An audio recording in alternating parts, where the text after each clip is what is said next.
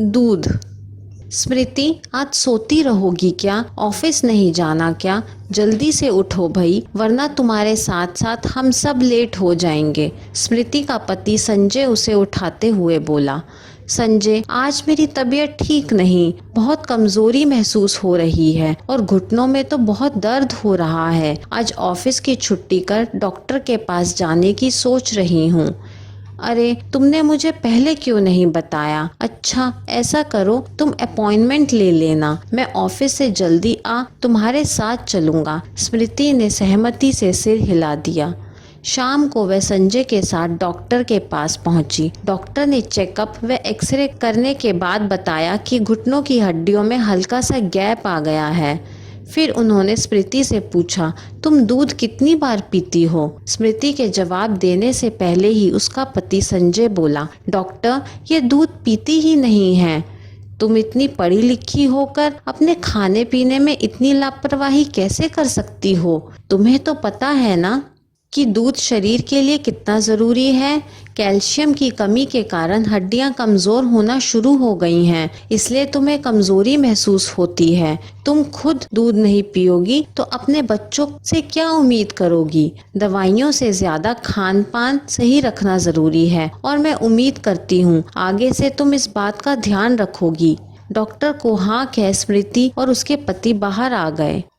गाड़ी में बैठते ही संजय बोला, स्मृति, तुम सबके खाने पीने का इतना ध्यान रखती हो, फिर अपना क्यों नहीं? और मुझे समझ नहीं आता तुम दूध क्यों नहीं पीती? ऐसे तो बच्चे करते हैं यार, कुछ तो अपनी सेहत का ध्यान रखो। तुम्हें पता है ना, तुम्हारे बीमार होते ही घर कैसे अस्त व्यस्त हो जाता है।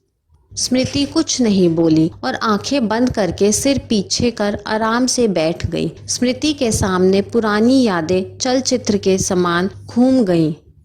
दो भाइयों में बड़ी स्मृति सबकी लाडली थी, पापा की तो खासतर। सब्जियों से उसे जितनी चिढ़ थी, दूध से उसे उतना ही लगाव। जैसे ही उसकी मम्मी रसोई में दूध गर्म करने के लिए रखती, स्मृति उसकी महक सूंघती हुई तुरंत रसोई में आ जाती और जिद करती, मम्मी जल्दी से दूध डालो, मुझे पीना है। घर में सब उसकी हंसी उड़ाते कि यह तो पूरी बिल्ली है, जहाँ दूध की खुशबू आई वही भागी चली आती है।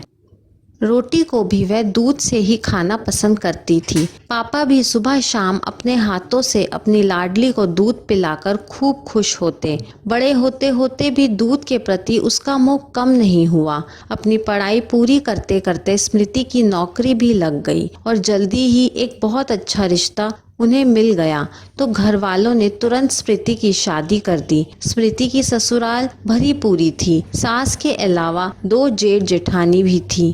संजय ने पहले ही दिन स्मृति को समझाते हुए कहा, देखो स्मृति, तुम एकल परिवार में रही हो और यहाँ संयुक्त परिवार है। हमारे तुम्हारे रहन सहन में भी अंतर होगा, लेकिन मैं आशा करता हूँ कि तुम जल्द ही परिवार में घुल मिल जाओगी और यहाँ की तौर तरीके व रिश्तों को दिल से निभाने की कोशिश करोगी। स्मृति ने भी सहमति जताते हुए कहा, संजय, मैं अपनी तरफ से पूरी कोशिश करूंगी, लेकिन मैं भी चाहती हूँ कि परिवार वाले भी मेरी भावनाओं को समझें व सम्मान दें। सबसे बड़ी बात, आप हमेशा मुझे समझने की कोशिश करोगे। शादी के 2-4 दिन तो जेठानियों ने उसे काम नहीं करने दिया। धीरे धीरे स्मृति भी घर गृहस्थी के कामों में दिलचस्पी लेने लगी। रात के समय उसने 2 गिलास में दूध डाला तो उसकी जेठानी ने पूछा, स्मृति, ये 2 गिलास किसके लिए?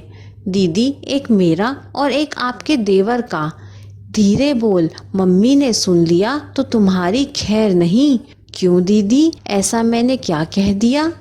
अरे, इस घर में दूध सिर्फ मर्दों के लिए है, हमारे लिए नहीं। पर ऐसा क्यों? मम्मी कहती हैं आदमी घर बाहर के 100 काम करते हैं तो उनको इसकी जरूरत है, औरतों को नहीं। ये क्या बात हुई? हम क्या काम कम करते हैं? घर में भी तो इतने काम होते हैं। और वह हंसते हुए बोली, मैं तो बाहर का भी करती हूँ। और दीदी, तुम्हें पता है मैं बिना दूध पिए तो रह ही नहीं सकती। मुझे रोटी ना मिले लेकिन दूध की मैं दीवानी हूँ। अच्छा, तुम्हें पसंद है तो तुम चुपचाप मम्मी जी की नज़र से बचाकर पिया करो, पर उनको भनक नहीं लगनी चाहिए। हमारा भी जब मन करता है हम चुपचाप अपने कमरे में ले जाकर खा पी लेते हैं। यह तो गलत है दीदी। अपने घर में खाने को इस तरह चोरी, हम कोई बच्चे थोड़ी ही हैं, और बच्चे भी इसको देखेंगे तो उन पर गलत ही असर पड़ेगा। मैं मम्मी से बात करूंगी। तू रहने दे स्मृति, क्यों बात का बतंगड़ बनाने पर तुली है? तुझे मम्मी का स्वभाव नहीं पता, घर में कोहराम मच जाएगा। कुछ नहीं होगा, मैं उनसे प्यार से बात करूंगी, वह मेरी बात जरूर समझ जाएंगी। अगले दिन स्मृति ने सुबह चाय देते हुए अपनी सास से कहा, मम्मी आप चाय क्यों पीती हो? आपको तो घुटनों में दर्द है और आपके लिए तो दूध बहुत जरूरी है। उसकी सास बोली, मुझे कौन सा खेत में हल चलाना है जो मैं दूध पीऊं? हमारे घर में दूध सिर्फ आदमी पीते हैं। मम्मी, काम तो औरतें भी कम नहीं करती, तो फिर यह भेदभाव क्यों? उसकी बात सुनते ही उसकी सास भड़कते हुए बोली, कैसी बातें कर रही हो तुम? तुम्हें संजय ने इस घर के कायदे कानून नहीं समझाए क्या? मम्मी जी, मैंने तो कोई गलत बात नहीं की जो आप इतना गुस्सा हो रही हो। उसकी सास बिना कुछ बोले गुस्से में उठकर चली गई। रात को संजय ने स्मृति से कहा, स्मृति मैंने तुम्हें पहले ही बताया था, हर घर के कुछ कायदे होते हैं। आज जो तुमने किया क्या वह सही था? संजय, मेरी नज़र में बिल्कुल भी गलत नहीं था। क्या आदमी औरत के खान पान में फर्क होना चाहिए? नहीं होना चाहिए, लेकिन तुम्हें इस तरह मम्मी के मुंह नहीं लगना चाहिए था।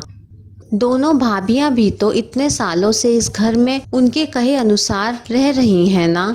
माँ घर की बड़ी हैं, अगर तुम उनकी कुछ बातें मान लोगी तो छोटी नहीं हो जाओगी। हाँ, तुम्हें दूध बहुत पसंद है तो तुम मेरे हिस्से का दूध पी लिया करो, मुझे कोई परेशानी नहीं, घर में शांति रहनी चाहिए। ये क्या बात हुई संजय? बात तो वही की वही रही। तो तुम क्या चाहती हो, मैं माँ से जाकर इस बात के लिए लड़ूं? लोग सुनेंगे तो हंसेंगे कि लड़े भी तो दूध पर। संजय का नजरिया सुन स्मृति को बहुत दुख हुआ। उसने बात आगे बढ़ाना उचित न समझा। कुछ सालों बाद संजय का ट्रांसफर हो गया और स्मृति भी उसके साथ ही चली गई। जिंदगी की पटरी सही से चल रही थी। आज खाने पीने पर कोई रोक टोक नहीं थी। संजय तो शायद उन पिछली बातों को मामूली समझकर कब का भूल चुका था, लेकिन स्मृति चाहकर भी उन कड़वी यादों को भुला नहीं पा रही थी। उन बातों ने उसके स्वाभिमान को ऐसी चोट पहुंचाई कि जब भी वह दूध को मुंह लगाती, उसका मन उन कड़वी यादों को सोच कसैला हो जाता। उन कड़वी यादों से छुटकारा पाने के लिए उसने दूध पीना ही छोड़ दिया। ये कहानी आपको कैसी लगी मुझे कमेंट करके ज़रूर बताइए। कहानी पसंद आई हो तो लाइक, शेयर और चैनल को सब्सक्राइब करना ना भूलें। कहानी सुनने के लिए आपका बहुत बहुत धन्यवाद।